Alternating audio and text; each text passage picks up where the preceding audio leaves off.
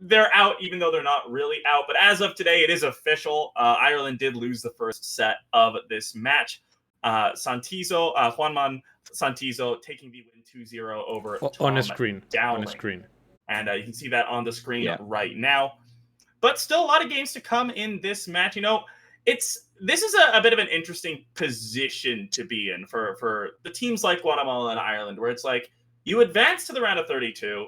They're probably pretty okay with that result for this first first VGC World Cup by victory road. That is. So, and of course, it's the first one that's sort of on this format because previous World Cup formats have really functioned very differently. So, neither of these teams is probably going to be too disappointed at being out at this stage. But they really want to make the most of this last opportunity to show a little bit of dominance. And, even though they're both eliminated, they're still fighting for that third place spot. It does feel a little bit better if you can go out on a win. Absolutely, it does. And coming off the back of two Calyrex Shadow Rider teams that seem to be a mirror match, looking at the teams there, we've got Miltank and Mr. Rhyme. So I don't know if there's been something going on between the two teams going into this stage, but something tells me we may even see some very interesting teams from these two coming up players for now. Anyway, let's jump into the player profiles for these two players because both of these players have done a lot for both of their teams. And here we go. Brian Collins from Ireland. He's going to be rocking the Calyrex Shadow Rider, Entei, Rillaboom, Gyarados, Urshifu, Single Strike potentially, and the Whimsicott. And from the 2021, he does have the top 16 in the Victory Road Circuit Spring Qualifier, I believe, number 3. So he's a strong player for Ireland and with a very strong team, Stefan. Yeah, he's had a pretty okay World Cup as well. Both of these players are 2-2, so getting a couple of those wins for Ireland, being a pivotal part of the team moving forward, playing 4 matches as well. So that kind of just goes to show how key Brian has been for the Irish side. The Urshifu Single Strike is kind of cool. It's really one of those Pokemon where we haven't seen it that much in Series 10. People have been really deciding that Urshifu Rapid Strike is a little bit better in this format, but it looks like Brian is disagreeing just a little bit. We saw a little bit of Single Strike last week. I'm interested to see if we can see some good Wicked Blows come out. Maybe we can see the Urshifu have a bit more of a positive matchup than the games that I cast, at least last week, where the Single Strike Urshifu didn't really do too much. No, exactly. So Single Strike Urshifu also being that dark type, which is very useful into a lot of things because it's not resisted by a lot. And with the rise of Kyogre and but mainly Groudon at the moment, you don't really want to be bringing that Urshifu Single Strike to that as your water type. Whereas if you've got that Gyarados, it's a water type that actually isn't weak to grass. It's got Intimidate, so it's perfect into Groudon and pretty decent versus Kyogre too. So you've already got that weather matchup there. So if you're going to go for an Urshifu, if you want to be hitting hard and fast, and especially through those protects, Single Strike Urshifu is your Pokemon. Anyway, let's flip over to Nathan, who is from Guatemala, and see what he's going to be running against this champion of a man of Brian. So here he is, looking very dapper in his suit there. Top 32 in the Players' Cup 4 North American Qualifier in 2021. Top 16 Dallas Regional. Top 8 in Collinsville Regionals. Those are some impressive accolades he's got there. And he's bringing the Groudon, which is what he's brought the last 2 weeks as well. Yeah, really just showing that he has that comfort with the Groudon team. It's an interesting one as well. Tsarina, a very, very common Pokemon in this format, but a little less common on the Groudon teams. You really see it on sort of the Kyogre teams more so, but it's always just a big threat there.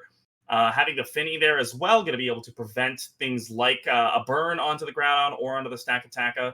And we'll see if he's able to clinch this set. I mean, Nathan Ortiz, one of the strongest players on the Guatemala side, for sure. He has the records to back it up. He has those results that we see in front of us. Very, very impressive results, all 3 of those.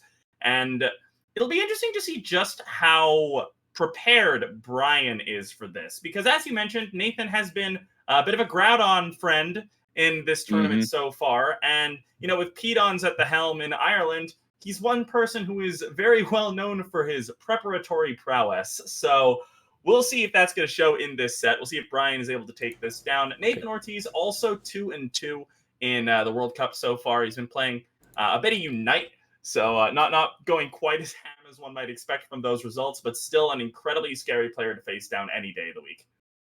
Absolutely. And now we know we've got this Groudon versus this Calyrex Shadow Rider matchup going in for us today. So there's no kind of, it's not like a Zacian versus Xerneas where you go, right, the restricteds are pretty like one-sided at the moment. It's kind of how bulky is this Groudon going to be? I'm wondering how many Astral Barrages it's going to take. Is there a Citrus Berry to make that a little bit better? And it's definitely going to be on the support Pokemon around these restrictors that are going to be key. Whereas something like Zacian, which it kind of functions pretty well on its own. So, and seeing the Serena in there as well, which might be able to block a few of those crucial priority attacks that we've seen from the two teams as well, which is such as the Sucker Punch from the Urshifu, means that once you've got the speed control that you want, Serena comes in, and especially if it's got maybe a dark type move, say it's Payback, which we have seen on some Assault Vest sets, it could be a very nice bring into this Calyrex Shadow Runner. Okay, but let's get into this game. So, I'm excited. I think yeah, we did see also the Gyarados. One of the most important Pokemon, you mentioned it specifically before we saw Nathan's team, but into this kind of a team where you're looking at things like a Stakataka, a Groudon, a Tsarina, a lot of very physical Pokemon that are not going to like taking that Intimidate, and Gyarados is not the easiest Pokemon for those to hit. Yeah. So he isn't, and so we do see the leads coming out very soon. I think we saw the Whimsicott Incineroar there. It's going to be versus the Gyarados and the Entei on not Island side. We've got on Guatemala side, I believe. No, that is Island side. Pardon me. And the Intimidate comes out immediately, showing it is faster than that Incineroar, and it's in a pretty nice position as well, especially if the Assault Vest Gyarados that we do see quite frequently. It gets a lot of coverage here. Entei obviously not going to be affected by the Intimidate on Incineroar's end from Nathan, and also not by the Fake Out, so Entei is definitely free to be getting off some sort of attack here. But I like Nathan's position. He's got the Fake Out ready to support his Whimsicott and able to get off potentially a Tailwind or even a Trick Room to support the rest of the team. I wouldn't be surprised to maybe see a Parting Shot actually out of the Incineroar here, because you're likely very much going to go last, get off those attack debuffs onto something and get something in a little bit more safely here, especially from this Entei, which with the Sacred Fires is going to be throwing out a lot of burn potential, and you definitely don't want your Groudon or your Stakataka in the back to get hit by those. This is actually a really interesting position as well, because Brian is not running the Assault Vest on the Gyarados. We saw him click Taunt. The Sacred Fire is going to come in. The big question is going to be whether or not the Burn picks up the Whimsicott after this Focus Sash keeps it alive. No Burn, but a Taunt comes in, and it looks like it is going to be using Trick Room. That should be faster than the Gyarados, but it wasn't. So Trick Room is not going to go off here. The Parting Shot does come in. That's going to be nice, but regardless, this is a bit of an awkward spot for Nathan. I'm sure he was planning on bringing in the Stakataka to that Trick Room, but now he's going to be forced to change up the way he was going to play this game just a little bit, because that is a very, very big blow to his game plan. That is absolutely. It's a pretty huge move, and now, even though Nathan is in like an awkward spot, he is able to throw in exactly what he wants, knowing what Brian has on the field here. So if it is something like that Stakataka, he might be able to get some further speed control going for himself. But no, it is the shiny Groudon that is coming in to set up the sun. However, Groudon is something that we've seen run a lot of different items. We've seen Life Orb, we've seen White Herb, we've seen Citrus Berry. There's still a lot that Brian doesn't really know about this. It could even be a Lumberry to really punish those Sacred Fires, but maybe with the Tapu Fini on the team, I wouldn't guess so at the moment. But I like Brian's position still, obviously. He's taken a lot of damage already, denied some speed control, and he's got that Gyarados there, which is perfect into Nathan's team at the moment, especially looking like he's prepped for this matchup, Nathan having brought Groudon a few times over the last few weeks. As we do see a little sneaky peek there, he is still able to bring in his Fake Out potentially in that Rillaboom, which offers a lot of damage into this Groudon. It is not primal, but we do see the Entei actually switch out. I like this decision a lot. I think he's reading a Protect on the Groudon here, because otherwise, Sacred Fire into the Groudon is going to do an insane amount of damage. There's no chance for a Tailwind or anything since that Whimsicott is going to be taunted. But a switch out on the Whimsicott, bringing the Incineroar back in. And Icy Wind is going to be the move of choice from this Gyarados. We'll see if the Groudon goes for a Protect here. Groudon, it's been a little bit harder to gauge how fast a Groudon is going to be recently, and it looks like it is actually going to outspeed that Gyarados. Some people are running a little bit more speed investment into the Groudons lately, but the Precipice Blade's not going to do very much at all. Icy Wind does get dodged by the Incineroar, but that is not the target that needs to be hit here. Groudon's going to take just a little bit of chip damage, but also more importantly, that speed is going to drop as well, which should make it slower than both the Rillaboom and the Gyarados. I think so, and as we do confirm it there with the grassy terrain covering Rillaboom and Groudon's HP this turn. So luckily for Nathan, Groudon is in, and there is no Entei boosted by the sun with potential burns, but there is Fake Out on the field this time. And Gyarados is still sitting pretty nicely, to be honest, unless there is a rock move potentially on the Groudon that we have not yet seen, which has seen some use, especially now Gyarados has been on the rise a bit, and it helps you hit some other things as well, especially if the rain's already up and something is resisted by ground, you've still got that reliable hit. And even if you're faster, and if it's Rock Slide, you know what's coming towards you, a potential flinch, which can be a very big game changer. But Nathan's got his Incineroar in now as well, and again in the sun, so he's definitely in on the front foot for some damage into the Rillaboom slot, but Entei is now back on the field. Yeah, I do like this play a lot. We could definitely see a Rock Slide come out, but the Entei should be able to live that. We also know there's no Life Orb. It's going to be the Heat Crash instead, which should do quite a bit of damage to this Rillaboom, enough to take it out, in fact. And now things get a little bit awkward. Now, without the Life Orb, that kind of has me thinking White Herb. So I'm not really sure if the Gyarados coming back in is going to do too much, but we'll have to wait and see. Groudon, maybe it's running something like an Iron Balls. No, it's not, because it was faster than the Gyarados. So I think it probably is White Herb then. So this next turn is going to be very, very interesting. The -1 speed on the Groudon, of course, does persist, so the Gyarados will be able to outspeed it with whatever it decides to do. It's going to be a taunt on the Incineroar, actually, which I do like, too, just to prevent those pesky little parting shots from weakening the Entei. I like that too as well. So we saw the Groudon, there's no White Herb on that Groudon there that we saw then. So maybe potentially the Citrus Berry, which might indicate a Swords Dance set as well, as you kind of want to give that Groudon a chance to have a little bit more health and give it a little bit more time to give those Swords Dance attack boosts that you can get. And I think we've seen Nathan actually use this on stream, actually. Maybe not last week, maybe the week before, and with the Tapu Fini healing up with the Heal Pulse as well. But Entei is coming out straight with the Sacred Fire, doing a lot of damage. And the burn lands as well. It's Lum, though, so it doesn't... wait, is it Lum or Citrus? We'll see. Okay, it is Citrus. Okay. For a second, I just saw the berry. You know how it be. But it is going to be that Citrus set. The Lum Berry is something that the Groudon wishes it had right now. Parting Shot comes out, not going to be able to accomplish anything at all after the taunt. Precipice Blade's going to go on in, and really does what I would classify as not enough damage to that Entei. That definitely is not enough damage. Yeah, that is a burnt and -1 attack Groudon. It's not offering a lot of offensive pressure whatsoever. And Gyarados is on the field yet again, and hasn't taken any damage in front of these two Pokemon. And a great call for the taunt on Brian's end to shut down that Incineroar parting shot, as you say, very pesky into what Brian is trying to offer here. But Incineroar does now go for the hard switch out, as it cannot rotate itself anymore. Oh, the Golden Stack Attacker comes on in, but we did see what that Entei is planning. A little bit of a cheeky play. The Sacred Fire read into what was the Incineroar slot, picking up yet another burn. This one onto the Stack Attacker as Power Whip comes in, boosted by the terrain. Actually, it's not, because Gyarados does have that flying type, but it's not quite enough to pick up the Groudon here. Precipice Blade's going in once again. No crit, and that's going to mean Entei is going to survive. It does, so...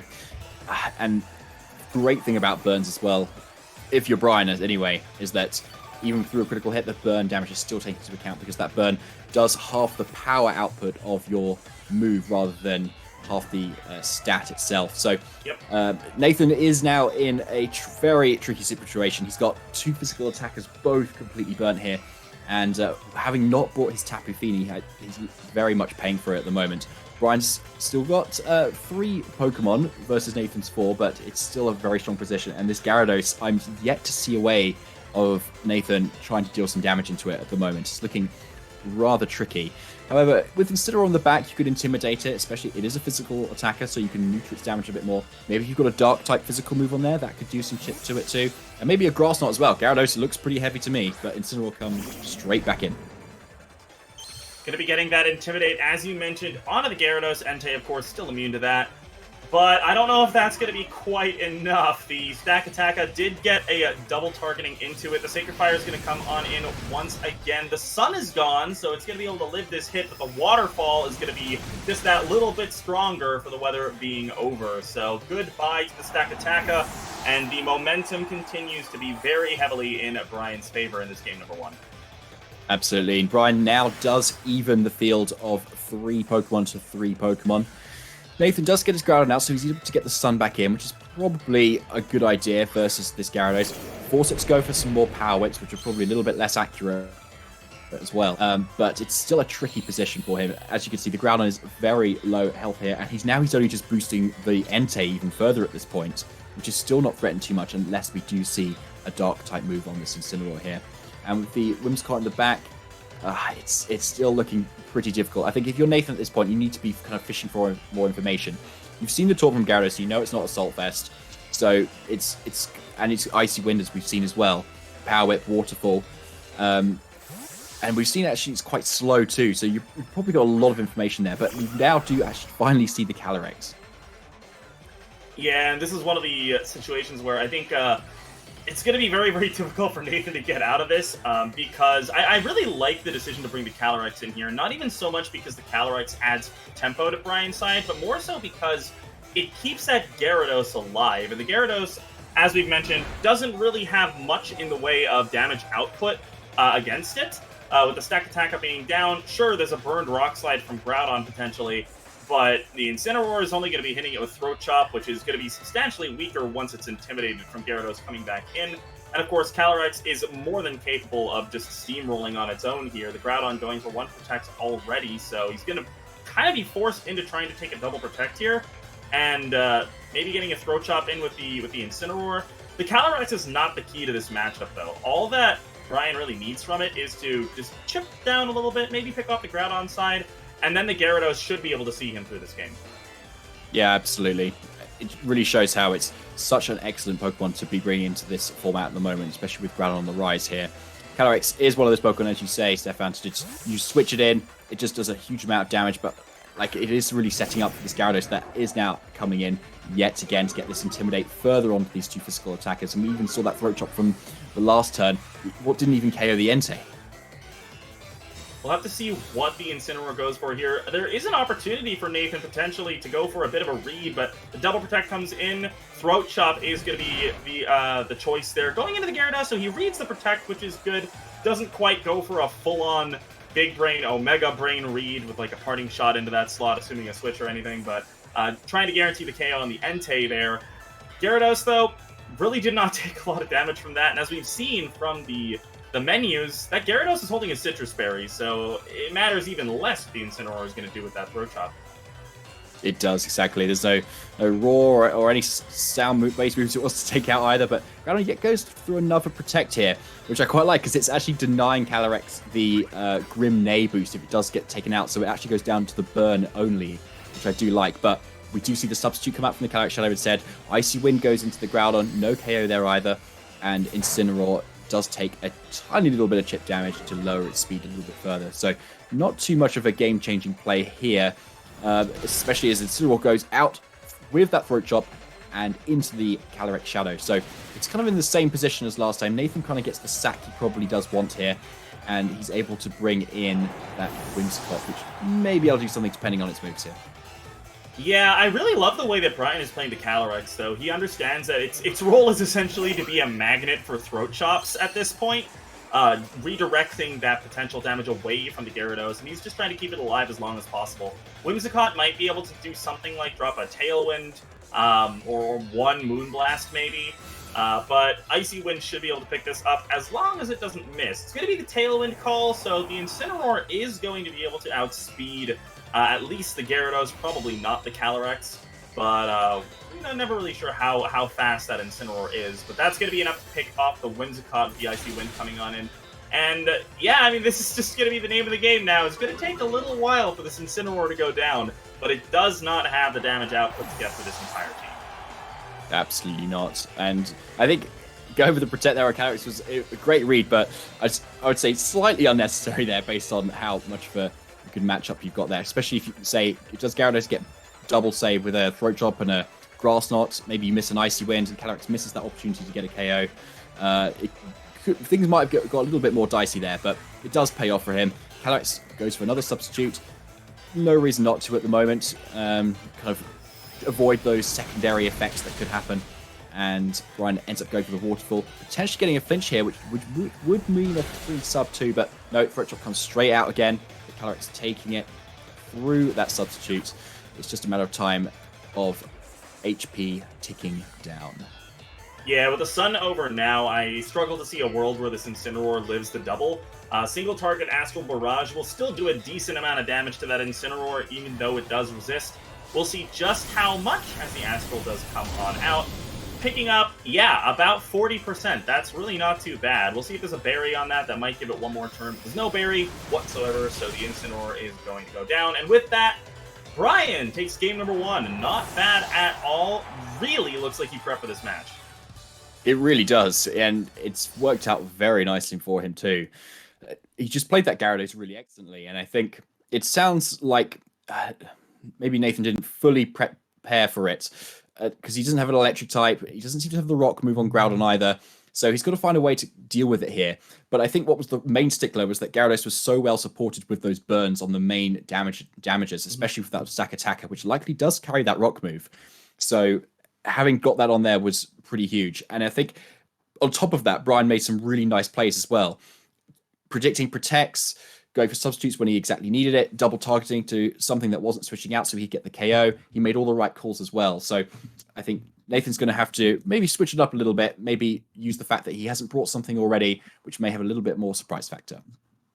I do think we're going to have to see Nathan change things up a little bit. That turn 1 with the taunt on the Whimsicott going for Trick Room was an extremely painful way for Nathan to start this game off. So going into game 2, I doubt he's going to go with the exact same game plan. We'll see if he brings the same 4 Mons, but maybe switches things up a little bit. Of course, Tailwind would be able to go off before the taunt, for example, or even just an attack from the Whimsicott. But we'll have to see. Game number 2 is ready to go, so we're going to jump right into it and see if Nathan can bring it back. Let's do this. So, Guatemala versus Ireland is starting game 2. Brian Collins is 1 game away from taking the win for his team. So we're going to see the leads here. Let's see if there's a little bit of a switch up. And yes, there is. Stack Attacker and Incineroar from Nathan's end instead of that Whimsicott this time. Maybe saying the Trick Room mode's a little bit more obvious here, but the Whimsicott and the Rillaboom this time come out from Brian's end. Grassy Surge does go off first, not too surprising there. And the Incineroar's Intimidate will go next. But Stefan, this is quite a switch up of the leads here. What do you think might happen? This is really interesting. The biggest question for me is, does the Whimsicott also have taunt? And yes, it does. So the Rillaboom's Fake Out will, of course, outspeed the potential Fake Out from the Incineroar, and the Stack Attacker is not going to be able to drop Trick Room.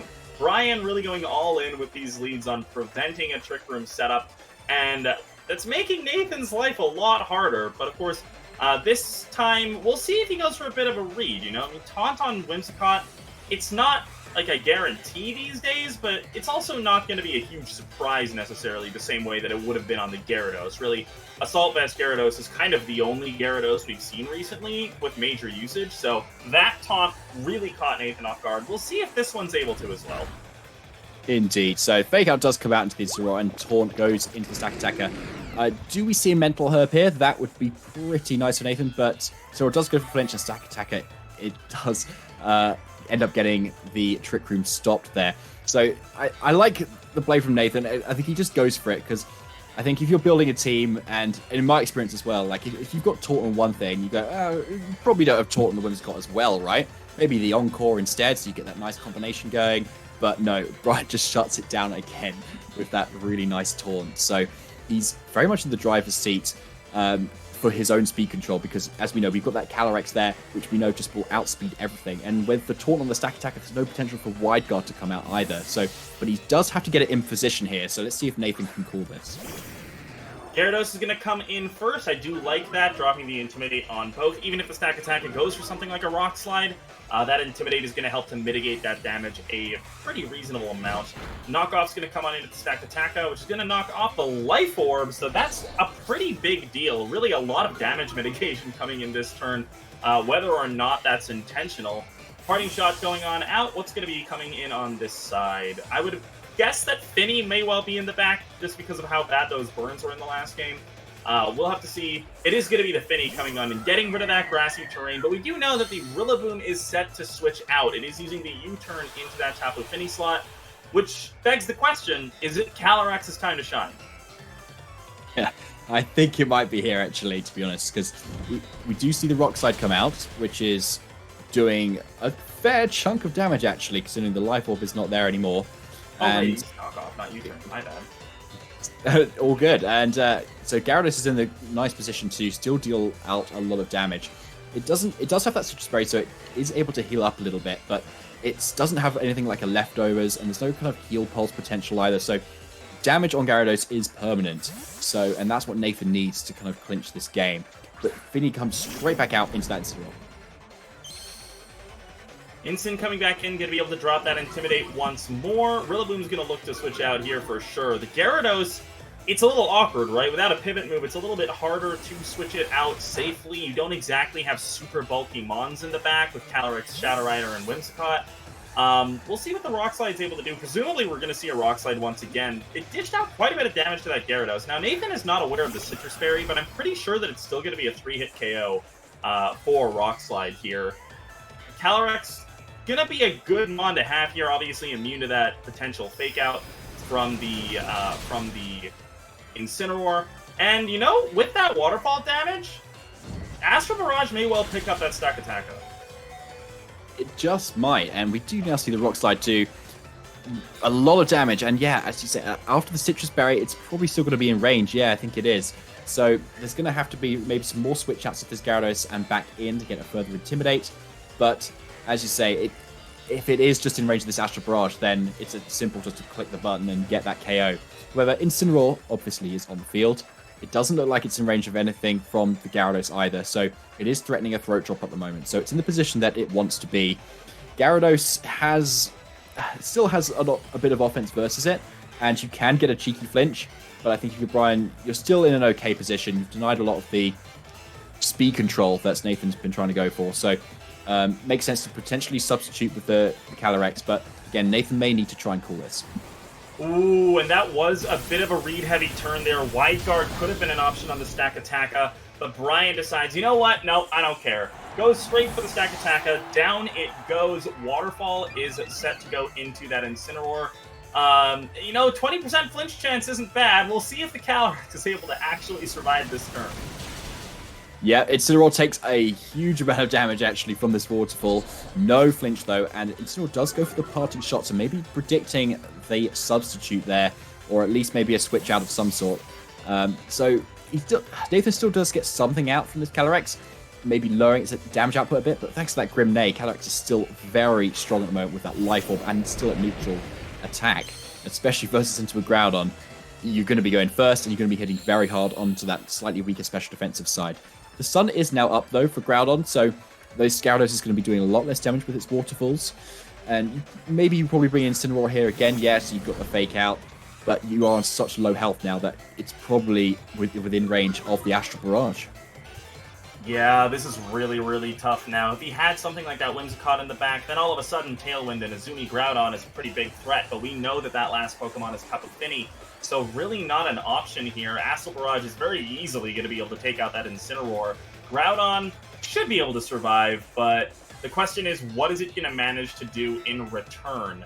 And Gyarados switching out once again, I think that's definitely the play, and this is kind of in the name of the game in both games for Brian. He needs to sort of keep that Gyarados alive, continue to threaten that Intimidate, continue to threaten things like Waterfall, and it's been working very, very well for him so far. Won him the game in game number 1, and while the Gyarados hasn't had quite as massive an impact on the second game yet, it's been doing its job pretty effectively, and it's going to be living to fight another day as it switches out here. It certainly is. Gyarados does switch out here, and Rillaboom is the switch in. So it's going to be bringing that Grassy Surge, bringing fake out pressure and a lot of damage output onto the Groudon, even if it, say, protects this turn. So I really like the play from Brian. It kind of just covers a lot. He does go for the Protect on the Calyrex, potentially for fearing maybe a double up here. And the Precipice Blades does come out, so no Heat Crash at this point. So Precipice Blades is going to do minimal damage to Rillaboom. Actually, to be fair, I did quite a lot. And then the Flare Bits, Nathan does cover for it there. For the Gyarados switch out, I really like that. And gets a complete KO. Takes Grass off the board completely. He's got the train control he wants and Fake Out off the board too. But with the brave sacrifice from Incineroar there.